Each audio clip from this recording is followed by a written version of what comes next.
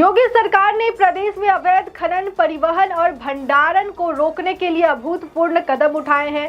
प्रदेश भर में 57 एआई और आईओटी आधारित चेक गेट स्थापित किए गए हैं, जो खनन में लगे वाहनों की कड़ी निगरानी करते हैं। इन चेक गेट्स पर परिवहन विभाग की मदद से वेट इन मोशन तकनीक का इस्तेमाल किया जा रहा है, जिससे ओवरलोडिंग पर नियंत्रण पाया जा सके। अब तक 21,477 वाहनों को अवैध परिवहन के लिए ब्लैक लिस्ट किया जा चुका है। इसके अतिरिक्त भू विज्ञान एवं खनिज विभाग, गूगल अर्थ, एआरसी जीआईएस और LISSIV उपग्रह डेटा की सहायता से अवैध खनन की पहचान कर नए खनिज क्षेत्रों की खोज कर रहा है। विभाग की रिमोट सेंसिंग प्रयोगशाला भूवैज्ञानिक मानचित्र तैयार कर स्वीकृत खनन पटों की भी निगरानी कर रही है, जिससे रेत, मोरंग और अन्य लघु खनिजों के नए खनिज समृद्ध क्षेत्र चिन्हित हो सके।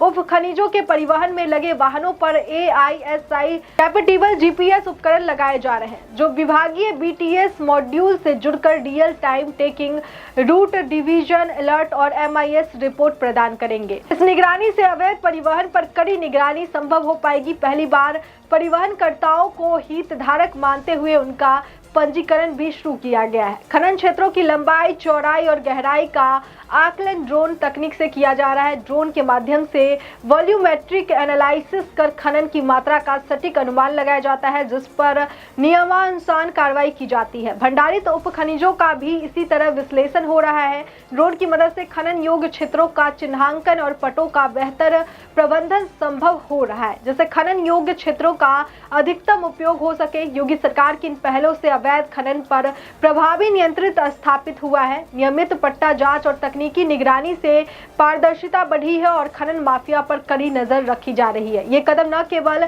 पर्यावरण संरक्षण को बढ़ावा दे रहा है, बल्कि प्रदेश में खनन क्षेत्र में सुशासन और जवाबदेही को भी मजबूत कर रहे हैं। योगी सरकार का यह शक्ति और तकनीकी दृष्टिकोण अन्य राज्यों के लिए एक उदाहरण बन सकता है। योगी सरकार की ये समग्र और तकनीकी दृष्टिकोण अवैध खनन को रोकने में सफल साबित हो रहा है। इससे न केवल प्रदेश का पर्यावरण संरक्षित हो रहा है, बल्कि खनन उद्योग में कानून और व्यवस्था भी संदिग्ध हो रही है। ऐसे प्रयास अन्य राज्यों के लिए भी मिसाल बन सकते हैं, जो प्राकृतिक संस्थानों के संरक्षण और बेहतर प्रबंधन की दिशा में कदम उठाना चाहते हैं। तो इस खबर पर आपकी क्या राय है, कमेंट करके हमें जरूर बताएं। बाकी देश और दुनिया की तमाम खबरों के लिए देखते रहिए लोकहित क्रांति न्यूज। नमस्कार।